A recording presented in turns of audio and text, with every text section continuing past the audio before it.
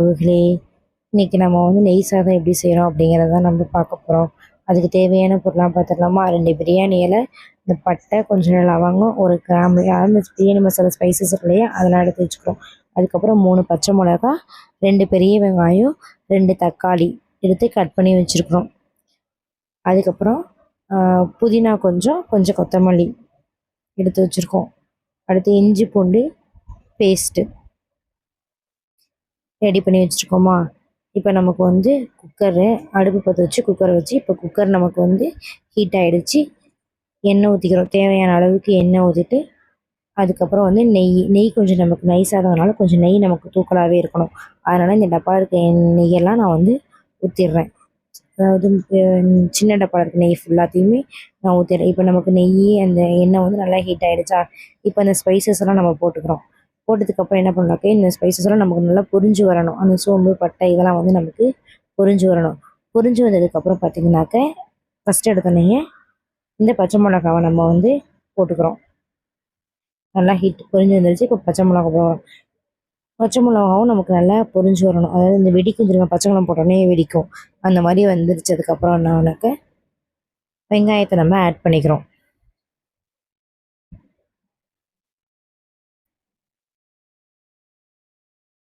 வெங்காயம் போட்டு நல்லா நமக்கு வதங்கி வரணும். நமக்கு வெங்காயம் வந்து நல்லா பொன்னிறமாக வதங்கி வரணும்.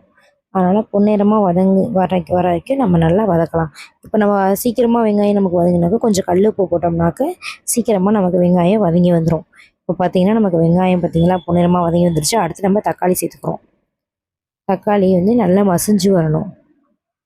அந்த வெங்காயம் தக்காளி வந்து நல்லா மசிஞ்சு வந்த அளவுக்கு நம்ம நல்லா போட்டு வதக்குன்னு வதக்கிடணும். பார்த்திங்கன்னா நமக்கு வதங்கி வந்துடுச்சு. அடுத்து வந்து இஞ்சி பூண்டு பேஸ்ட்டு சேர்த்துக்கிறோம். இஞ்சி பூண்டு பேஸ்ட்டு வந்து பச்சை வாசனை போகிற வரைக்கும் நம்ம வதக்கிக்கணும். இப்போ நம்ம வதக்கி அந்த பச்சை வாசனை போகிற வரைக்கும் வதக்கிக்கலாம். வதக்கினதுக்கப்புறம் கொஞ்சம் கொத்தமல்லி கொஞ்சம் புதினா எடுத்து வச்சுருக்கோமோ அதை இதோட ஆட் பண்ணிக்கலாம். இப்போ வந்து நம்ம 3 டம்ளர் தண்ணிக்கு 6 டம்ளர் தண்ணி எடுத்து சேர்த்துக்கிறோம்.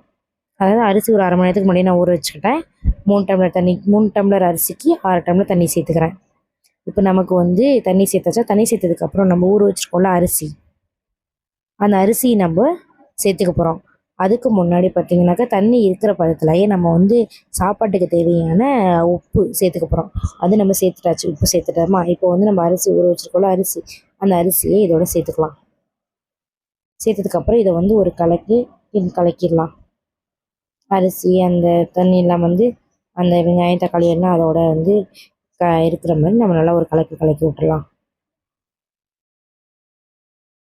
அதாவது அந்த உப்பு வந்து கரைஞ்சி வரணும்ல, அதுக்காக நம்ம வந்து எல்லா பக்கத்தும் சாடுற மாதிரி ஒரு கலக்கிட்டோம்.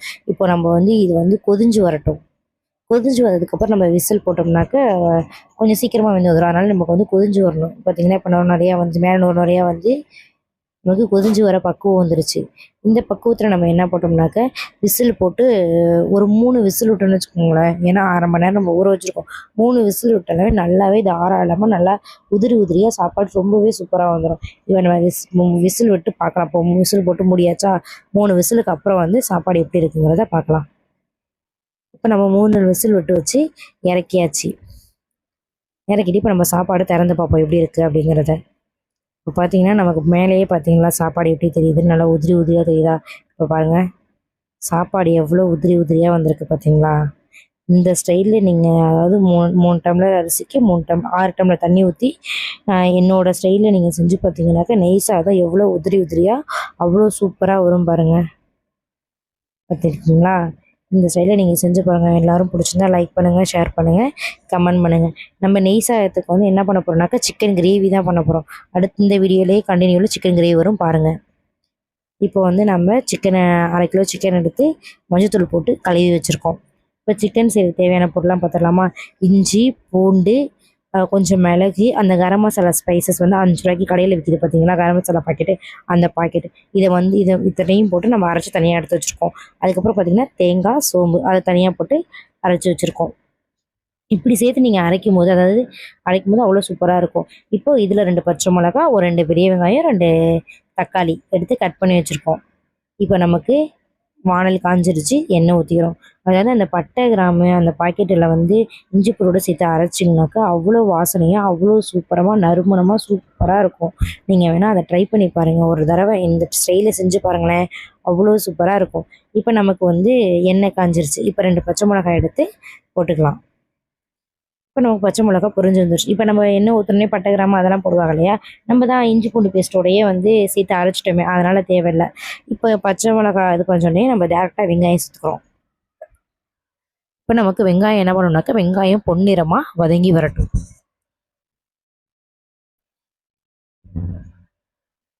வெங்காயம் வதங்கிறது தான் நம்ம கொஞ்சம் உப்பு சேர்த்துக்குவோமா. நான் எப்போதுமே வந்து வெங்காயம் வதங்கிறதுக்கு எப்போதுமே வந்து எந்த சமையல் செஞ்சாலும் வெங்காயம் வதக்கினேன்னா கொஞ்சம் உப்பு சேர்த்துக்குவேன், சீக்கிரமாக வதங்கி வரணும் அப்படிங்கிறதுக்காக. இப்போ நமக்கு வெங்காயம் நல்லாவே வதங்கி வந்துருச்சு பார்த்தீங்களா. அடுத்து வந்து தக்காளி சேர்த்துக்கிறோம்.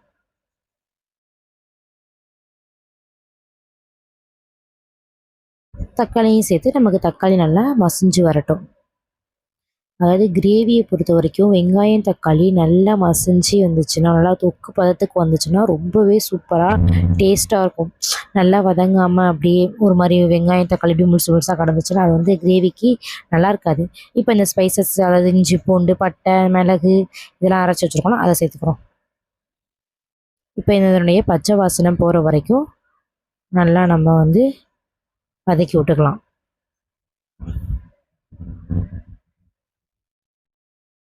இப்போ நமக்கு நம்மளாம் வதங்கிட்டோமா. இந்த நேரத்தில் வந்து அதாவது கறி சிக்கன் எடுத்து இது பண்ணி வச்சுருக்கோம்ல, நான் ஒரு 4 அலசி வச்சுருக்கேன். இப்போ அந்த சிக்கனை அதோட சேர்த்துக்கலாம்.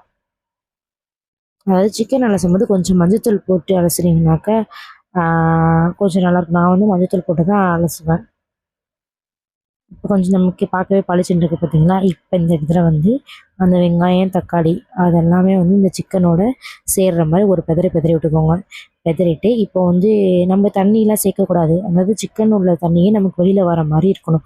ஒரு பெதறிட்டு மூடிட்டிங்கனாக்கா இப்போ அதில் உள்ள தண்ணி வந்து நமக்கு வெளியில் வர மாதிரி இருக்கும். இப்போ பார்த்தீங்கன்னா உங்களுக்கே தெரியுது பார்த்தீங்களா, அதில் உள்ள தண்ணி ஃபஸ்ட்டு வெளியில் வந்துட்டோம். இந்த நேரத்தில் வந்து நம்ம சிக்கனுக்கு தேவையான உப்பு சேர்த்துக்கிறோம். உப்பு சேர்த்துட்டு ஒரு பெதறி விட்டுறலாம். அந்த உப்பு எல்லா பக்கட்டும் சாறுற மாதிரி இருக்கணும் நமக்கு.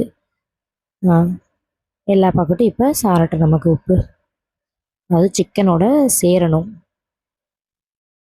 அது வரைக்கும் நம்ம வந்து ஒரு பெதறி விட்டுறலாம். இதுக்கப்புறம் நம்ம என்ன பண்ணோம்னாக்கா ஒரு டீஸ்பூன் மஞ்சத்தூள் போடுறோம். மஞ்சத்தூள் போட்டதுக்கப்புறம் மிளகாத்தூள், அதாவது நம்ம நான்வெஜ்ஜை பொறுத்த வரைக்கும் கொஞ்சம் மிளகாத்தூள் தூக்கலாக இருந்தால் தான் நல்லாயிருக்கும். இப்போ நான் எனக்கு வந்து ஒரு டீஸ்பூன் மிளகாத்தூள் போட்டுக்கிறேன். ஏன்னா என்கிட்ட இருக்க மிளகாத்தூள் வந்து கொஞ்சம் காரமான மிளகாத்தூள், அதனால் நான் ஒரு டீஸ்பூன் மிளகாத்தூள் போட்டுக்கிறேன். இப்போ இந்த மஞ்சத்தூளும் மிளகாத்தூளும் நல்லா நம்ம சிக்கனோட சாரணும். அது வரைக்கும் நல்லா நமக்கு கிண்டி விட்டுக்கலாம். எல்லா பக்கட்டும் இப்போ நம்ம மிளகாத்தூளும் மல்லித்தூளும் சார்ந்துருச்சா. இப்போ நான் என்ன பண்ணி வச்சுருக்கேன் அப்படின்னாக்கா ஒரு டம்ளர் தண்ணி எடுத்து வச்சுருக்கேன். கிரேவி வேணும், அதனால் நமக்கு வந்து 1 டம்ளர் தண்ணி போதும். ஏன்னா நம்ம தேங்காய் ஊற்றணுமா, அதனால் 1 டம்ளர் தண்ணியில் ஊற்றிட்டு இப்போ ஒரு மூடி போட்டு மூடி வச்சோம்னாக்கா அந்த மிளகாத்தூள் மஞ்சத்தூளோட பச்சை வாசனை போகிற வரைக்கும் ஒரு கொதிஞ்சு வரணும். சின்ன கொதிஞ்சு வந்தால் போடணும் ஒரு 10 நிமிஷத்தில். அதுக்கப்புறம் வந்து இப்போ தேங்காவும் நம்ம சோம்பும் அரைச்சி வச்சுருக்கோம். இந்த ஒரு கொதிஞ்சு வந்ததுக்கப்புறம் அந்த தேங்காவையும் சோம்பையும் நம்ம சேர்த்துக்கலாம். இப்போ பார்த்தீங்கன்னாக்கா நமக்கு ஒரு கொதிஞ்சு வந்துச்சுன்னா அந்த அளவு இப்போ மிளகாத்தூள் மஞ்சத்தூளோட பச்சை வாசனை போடணும். அதனால் நம்ம வந்து ஒரு கொதி விட்டு வச்சுக்கோம். இப்போ நம்ம வந்து தேங்காய் பேஸ்ட்டை சேர்த்துக்கலாம் இதோட. இப்போ இதை ஒரு கிண்டிட்டு இப்போ திருப்பி நம்ம மூடி வச்சிட்டோம் அப்படின்னாக்க நமக்கு வந்து அந்த தேங்காய் ஊற்றுனதுக்கு அது வந்து ட்ரை ஆகி வரணும். கொஞ்சம் திக்னஸ் கொடுக்கும் தேங்காய், அதனால் வந்து ட்ரை ஆகி வரணும்.